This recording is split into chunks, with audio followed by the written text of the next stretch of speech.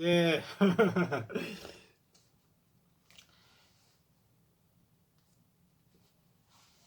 윤희숙이라는 그 인재에 대한 그 인물에 대한 평가가 조중동하고 최성진이하고는 평가가 극명하게 갈리죠.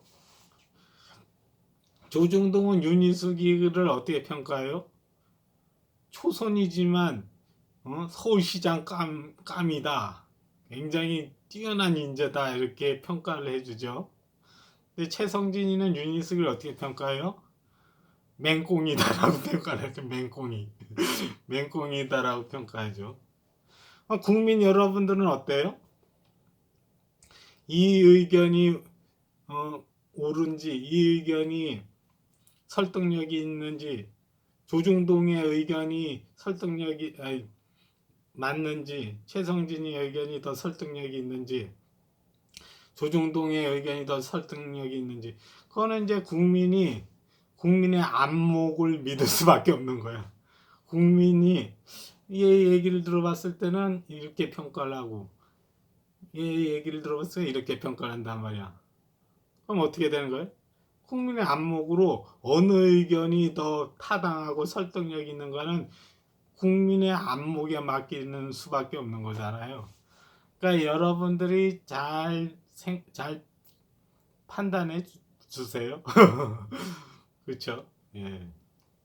조중동은요, 자기네들 기득권과 그런 걸 위해서 윤희숙이 자기네들 입맛에 맞는 그 인재를 높게 평가한다고. 박근혜가 있어. 그럼 박근혜를 굉장히 높게 평가하잖아요.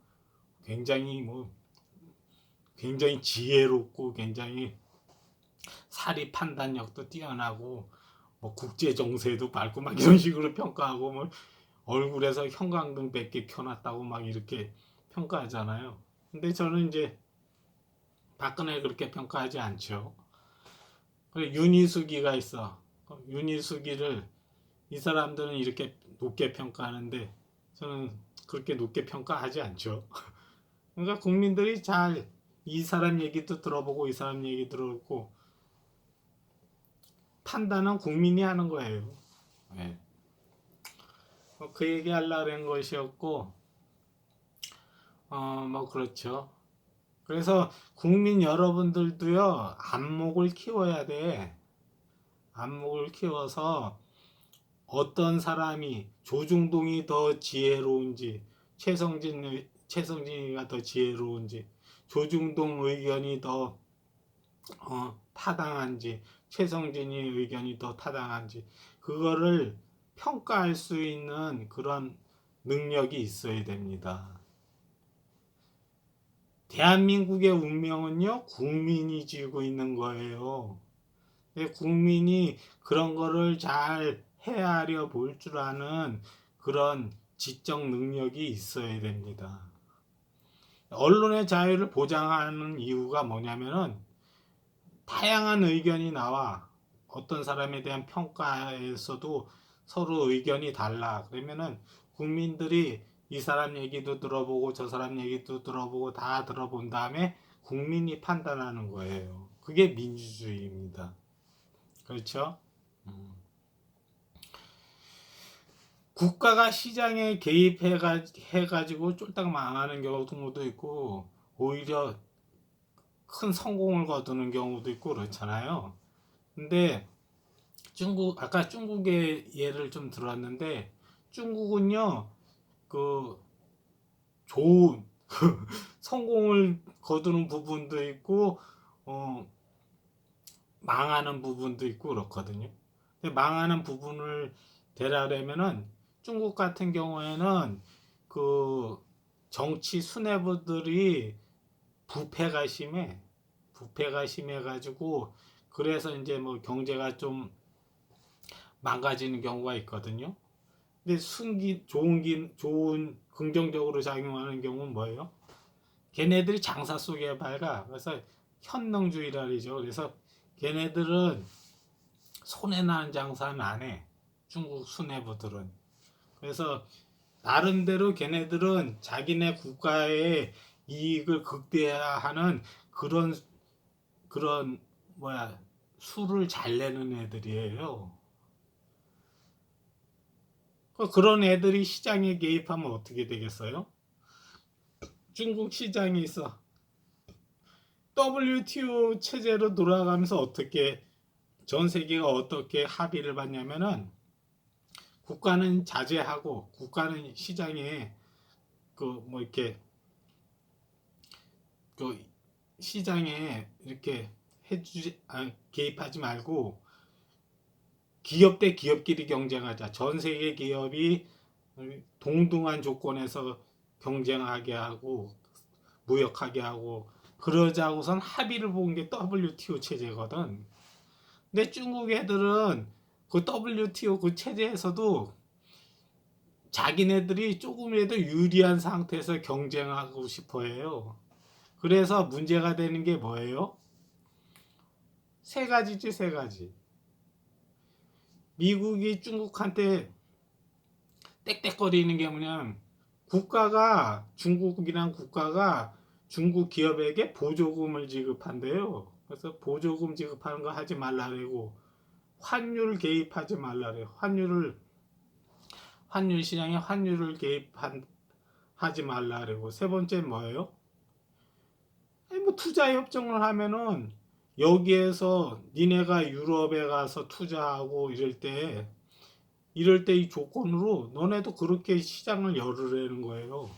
근데 중국 정부는 그렇게 안 한다니까. 자기네가 조금이라도 유리한 그 방향으로 하려고 한다. 그래서 니네가 중국에다가 와서 장사하려면은 사업을 벌리려면은 기술 이전해야 돼. 뭐 해야 돼? 이런 조건을 달아서 그렇지 않으면 중국 시장이 안 열어줘. 이런 식인 거야. 그러니까 국가가 개입하지 않고 그러니까 동등한 조건에서 경쟁하기로 합의를 보는 게 WTO인데 중국에 있는 정부들은 싫다는 거지. 그렇게는 안 하겠다는 거지. 우리가 조금이라도 유리하면 유리했지 동등하게는 안 하겠다는 거지. 그래서 그렇게 고집을 부렸다고 중국이. 근데 요번에 그 트럼프가 압박을 가하니까 그 부분을 조금 양보한 거야. EU하고 투자 협정을 맺을 때 양보했어. 우리나라에서 중국 시장에서 와서 사업할 때 기술 이전은 안 해도 돼. 그냥 와서 해. 이런 식으로 요만큼 양보한 거예요. 양보해가지고 활로를 뚫는 거지. 얘네들하고의 활로를. 미국이 중국을 압박하니까. 그래서 EU한테 조금 양보했어. 이번 투자 협정할 때.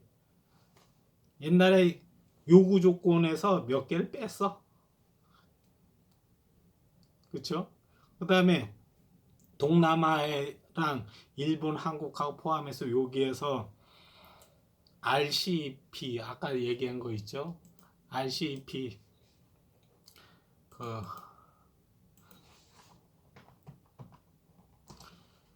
영내 포괄적 경제 동반자 협정 맺어가지고 여기에도 이제 무역할 수 있게 이렇게 한 거죠. 그렇잖아요. 네. 이 시장 있으면 이 시장도 확보한 거야. 유럽도 확보하고. 미국 입장에서는 구멍이 숭숭 나는 거야. 봉쇄 정책을 취하려고 했는데 구멍이 숭숭 나는 거야. 그럼 중국이 미국 말 듣겠어요? 안 듣지. 왜? 뭐 니네 아니면 뭐 얘네들하고 하면 되지 뭐 이런 식이잖아. 그리고 우리 내수하면 돼. 내수로 돌리면 돼. 이런 거잖아요. 그러니까 이제 중국이 그런 수를 내니까 미국 입장에서도 내가 이 수를 떴어. 이 새끼 봉쇄하려고 아다리를 치려고 이렇게 했어. 떴어. 그러니까 이놈이 여기다 수를 두는 거야. 빠져나가려고. 그 바이든 입장에서는 어떻게 된 거예요? 호수 또 막아야 되잖아. 그래서 이제 동맹 국가를 이제 회복해서 연대해서 중국을 이제 압박하려고 그런 바이든이 이제 그런 쪽으로 끌고 나간다고 얘기하더라고요. 그렇잖아요. 근데 거기에서 그 시장에 중국에 있는 정부가 개입한단 말이야. 근데 그거하고 뉴딜 정책하고는 약간 좀 성질이 다른데, 하여튼 정부가 시장에 개입하는 거는 거기에 있는 자기네들 경제를 망가뜨리기 위해서 개입하는 게 아니라고. 걔네들도 다 자기네들 이익 차리기 위해서 이렇게 개입하는 거예요. 그거랑은 좀 성질이 좀 다르긴 한데, 뉴딜 정책이랑 성질이 다르긴 한데, 사실 이제 뭐 국가가 개입한다는 거에 대해서 설명하다 보니까 거기까지 나간 거죠. 예. 뭐 하여튼 부연 설명을 좀 했습니다. 어떻게 좀 이해가 되셨는지 모르겠습니다. 하여튼 뭐 시청해 주셔서 감사합니다.